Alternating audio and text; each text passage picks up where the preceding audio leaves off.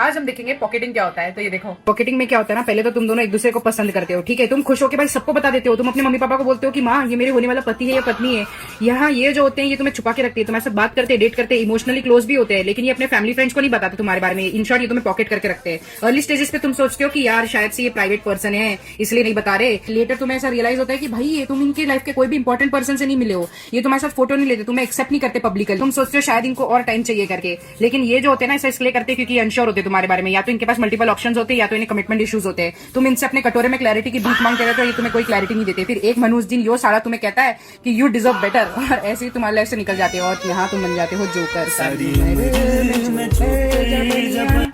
बड़ी मजेदार वीडियो थी भाई। लास्ट में एंडिंग थोड़ी सी अलग हो गई, लेकिन आपको यहाँ पर बड़ी कमाल की चीज सिखाई जा रही है कि भाई आपको स्टार्टिंग से ही ना कुछ भी चीजों को, छोटी छोटी चीजों का ध्यान रखना होता है, इग्नोर नहीं करना होता है। देखो, लड़की सामने से कुछ भी आपको घर में नहीं बता रही है, सामने से कभी भी उसने आपको अपने फ्रेंड से नहीं मिलाया, पब्लिकली एक्सेप्ट नहीं करती है, फ्रेंड बोल देती है, नॉर्मल ग्रुप में खड़े हुए हो ये तो मेरा सिर्फ दोस्त है, और कोई खास जिसे कहते हैं उसके बारे में आप चीजों को जानते भी नहीं हो, पर्सनल चीजें ज्यादा शेयर नहीं करती है, तो भाई ये बहुत ही बड़ा रेड फ्लैग होता है। ऐसे बंदे ना, बोला ना, मल्टीपल ऑप्शंस लेकर चल रहे होते हैं, बहुत ज्यादा अपने दिल में ऐसा सोचकर चल रहे होते हैं कि ये सिर्फ मेरे लिए टाइम पास है। आप हो सकता है कि उससे बहुत ज्यादा अटैच्ड हो, आप हो सकता है कि आपने फैमिली भी बता दिया, सारी चीजें आप सोच के चल रहे हो शादी हो जाएगी, और बहुत सारे हाइपोथेटिकल सिनेरियोस अपने दिमाग में बना रहे हो, लेकिन ज्यादातर चांसेस होते हैं कि ऐसा पर्सन एंड टाइम आने पर, जब एक्चुअल में कमिटमेंट की बात होती है, एक्चुअल में शादी करनी होती है या फिर कुछ भी करना होता है, तो पीछे हट जाता है। तो भाई सबसे इंपॉर्टेंट चीज आपको ध्यान रखने की ये जरूरत है कि एफर्ट्स हमेशा म्यूचुअल होनी चाहिए। एफर्ट्स ऐसा दिखना चाहिए कि उसकी तरफ से भी कुछ चीजें आगे बढ़ रही हैं, उसकी तरफ से भी एक एक कदम करके दोनों कदम से कदम मिलाकर चल रहे हैं।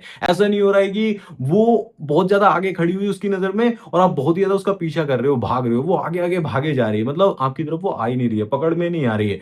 आपको ये समझकर चलना पड़ेगा। और मेरे भाई यहां पर मैं आपको एक छोटी सी कहानी सुनाना चाहूंगा, छोटा सा केस है, आप प्यार से सुन लो, आराम से, ठीक है। एक बंदा था हर्ष नाम का, उसका क्या हुआ, ब्रेकअप हो गया। अब वो ये सोचता रहता था दिन रात कि यार अब मैं दोबारा उससे कनेक्ट कर पाऊंगा, नहीं मिल पाऊंगा, वो मेरी लाइफ से चली गई है, या फिर रीअट्रैक्ट कैसे करूंगा, अब मुझे क्या करना चाहिए। अब वो पुष्कर नाम के एक बंदे से कनेक्ट होता है कॉल पर, वो अपनी बातें बताता है कि भाई मेरा ऐसे ऐसे ब्रेकअप हो गया ये वो। अब पुष्कर समझदार था, थोड़ा सा उसको समझ में थी कि साइकोलॉजी क्या होती है, उसने उसको यही सॉल्यूशन दिया कि देख भाई अपनी एनर्जी को बैलेंस कर और चीजों को आगे बढ़ा, और इस तरीके से तू काम कर सकता है। सारी चीजें तेरे ऊपर डिपेंड करती है। अगर तू सच में प्यार करता है ना तो तू मना लेगा, सच में। अगर तेरी कैपेसिटी है ना, एक ग्रेविटी का लेवल है, तेरे शब्दों में वो फीलिंग्स होंगी, मतलब तूने कुछ चीजें बोली, बात करना तेरे को अच्छे से आता है, तो तू मना लेगा। अब उसने क्या करा, अपने ऊपर वर्क करना शुरू कर दिया। वर्क क्या करा, बेसिकली अपनी लाइफ में बहुत ज्यादा सेंटर्ड हो गया, मतलब प्रेजेंट में जीना शुरू कर दिया। पास्ट की चीजें पहले तो रिप्लेस करवाई, सारी चीजों को एक नए एक्शन से रिप्लेस करा दिया। जैसे वो लेट नाइट तक फोन वगैरह चलाता था, फोन में एडिक्टेड था बहुत ज्यादा, और बहुत सारी गंदी हैबिट्स डाल रखी थी, उन्हें रिप्लेस करवाया, बहुत सारी चीजें चेंज करवाई। तो एक दो महीने के बाद जब उसने लड़की से कनेक्ट करने की कोशिश करी ना, कनेक्ट उसी ने करा, लड़की नहीं आई, क्योंकि बहुत ही बड़ी गलती करी थी उसने, ब्रेकअप इसीलिए हुआ था।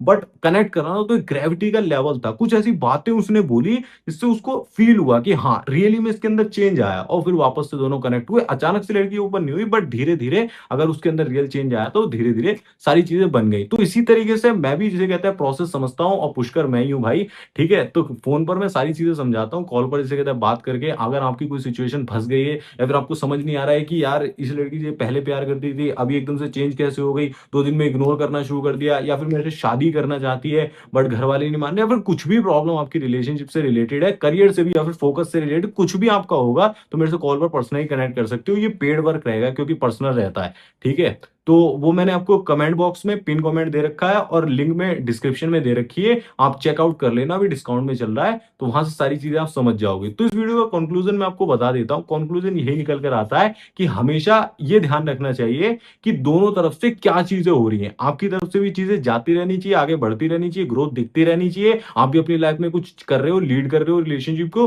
बट उसकी तरफ से भी आपको सारी चीजों का ध्यान रखना होता है। ऐसे अंधेरे में नहीं जीना है कि भाई आप ही सब कुछ करे जा रहे हो, एंड में पता लगा कि वो तो एक गुमनाम पर्सन है, एक दिन में ब्लॉक करके पूरी तरीके से गायब हो गया। ये गलती आपको नहीं करनी है। हमेशा ज्यादा से ज्यादा सामने वाले के बारे में जानकारी लेना शुरू कर दो। एक बोनस टिप और शेयर कर देता हूं, लड़की अगर सच में पसंद कर रही होगी तो ज्यादा से ज्यादा अपने बारे में आपको बताना चाहिए, बड़बड़ करती रहेगी दिन रात। अगर ऐसा नहीं कर रही है तो भाई कुछ तो गड़बड़ है, ध्यान रखो।